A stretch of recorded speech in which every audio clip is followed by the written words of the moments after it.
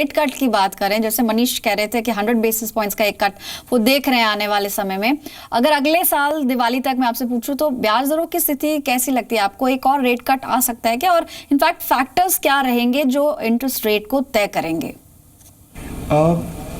RBI data dependent रहेगी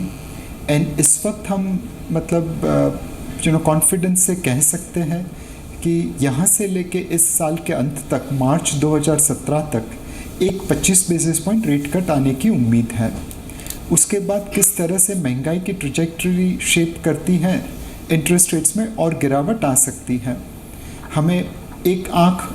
US Fed rate के guidance के ऊपर भी रखनी पड़ेगी। उम्मीद है कि दिसंबर 2016 में फेड अपना रेट हाइक करेगी और गाइडेंस देगी आने वाले साल के लिए। हमें लगता है कि यहाँ से मार्च 2017 तक एक 25 बेसिस पॉइंट रेट कट और उसके बाद डिपेंडिंग अपॉन इन्फ्लेशन ट्रेजेक्ट्री और रेट कट होने की उम्मीद है। एंड डेफिनेटली ये एक ट्रिगर होगा दो पॉइंट ऑफ व्यू से। एक, जो भारतीय कॉर्पोरेट क्षेत्र है उनकी बोरोइंग कॉस्ट कम होने की वजह से उनके प्रॉफिट में बढ़ावा होगा।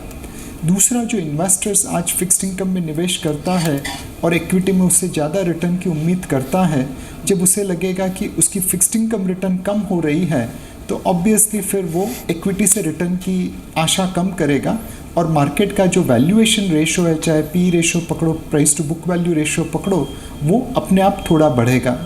तो ये दोनों चीज़ें इक्विटी मार्केट के लिए बड़ी लाभकारक हो सकती हैं।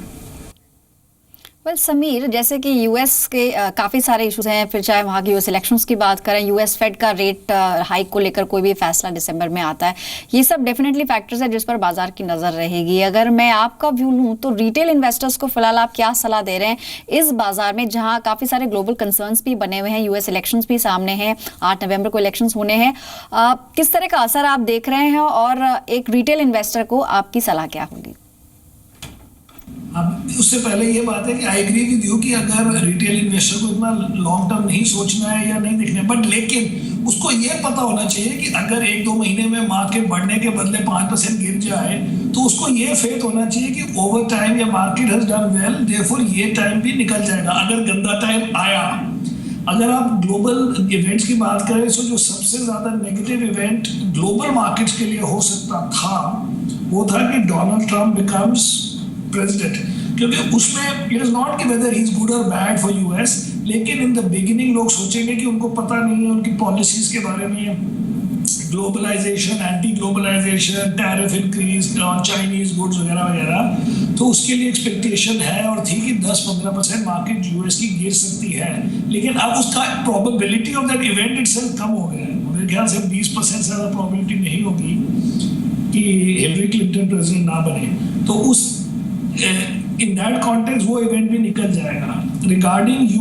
Fade I think 25 basis point interest hike आप अज्यूम कर सकते हैं दिसंबर में, बट अगर आप दूसरी तरफ से देखें तो नवंबर टू फेब इंडिया के लिए सबसे ज़्यादा, एंड एक्चुअली वर्ल्ड के लिए भी, November to April months are the best months of the market. इसलिए ये कहावत कही जाती है sell in May and go away, कि भाई मई से सितंबर अक्टूबर तक परफॉर्मेंस ऑफ द मार्केट अगर आप लास्ट 40-50 साल देखें नहीं यूएस की, इसलिए वो मार्केट के जो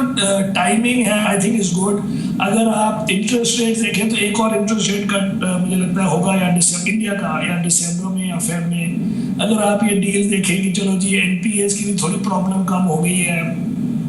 एनपीएस की या एटलीस्ट डिस्ट्रेस ग्रुप्स को लैंड करने की, and in general things are in steady state, तो अगले की कोई नया धमाका हो जाए things are okay, and okay means you should make at least earnings के टाइप का रिटर्न व्हिच इज 10-12% साल के। इनफैक्ट देखें तो आप सभी रेट कट को लेके काफी ज्यादा ऑप्टिमिस्टिक, और कई सारे कंसर्न्स हैं जिस पर नजर भी बाजार की बनी रहेगी। फिलहाल इस खास पेशकश को यही रोकते हैं। आप सभी का बहुत बहुत शुक्रिया, और एक बार फिर से जी बिजनेस की पूरी टीम की तरफ से दिवाली की ढेर सारी शुभकामनाएं।